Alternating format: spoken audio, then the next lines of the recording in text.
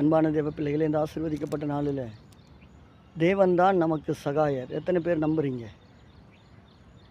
சகாயம் செய்கிறவர். மனுஷனிடத்தில் சகாயம் எதிர்பார்த்தா அது தடைப்பட்டு போகலாம். ஆனால் பரலோகத்தின் தேவன் உங்களுக்கு உதவி செய்ய வேண்டும் என்று நினைத்தால் தடைகளை உடைத்தெறிந்து எல்லா சாபங்களையும் விலக்கி கர்த்தர் பரலோகத்திலிருந்து நன்மையை கொடுத்து உங்களை உயர்த்துவார் என்கிற நம்பிக்கையை கொண்டு தினந்தோறும் ஆராதித்து கொண்டிருக்கிற தேவப்பிள்ளையே, கர்த்தர் உங்களுக்கு ஒரு விடிவு காலத்தை வைத்து ஆசீர்வாதமான பாதையிலே நடத்துவதற்காக அவர் உங்கள் கரத்தை பிடித்திருக்கிறார். நம்பிக்கை உள்ள சிறகுகளை அரணுக்கு திரும்புங்கள்.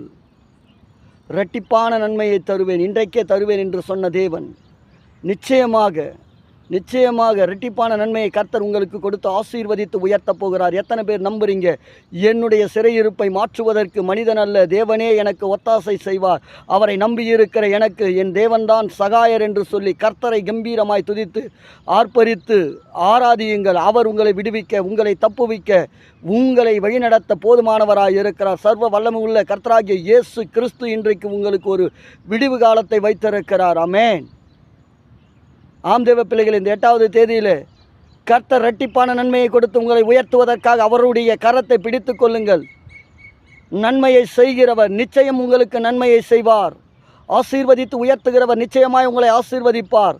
எல்லாவற்றையும் தேவன் பார்த்து கொள்வார் என்கிற யெகோவா ஈரே, நீர் எல்லாவற்றையும் பார்த்து கொள்வீரப்பா, உம்முடைய பாதத்திலே என்னுடைய வாழ்க்கையை வைக்கிறேன் என்று சொல்லி கர்த்தருக்கு முன்பாக தாழ்பணியுங்கள். தேவன் உங்களை உயர்த்தி ஆசீர்வதித்து உயர்த்துவார். ஆமென். காட் பிளஸ் யூ தேவ பிள்ளைகளே. இந்த 8வது தேதியில் கர்த்தருள்ள காத்திருங்க. தேவன் உங்களுக்கு இரட்டிப்பான நன்மையை கொடுப்பார். God bless you.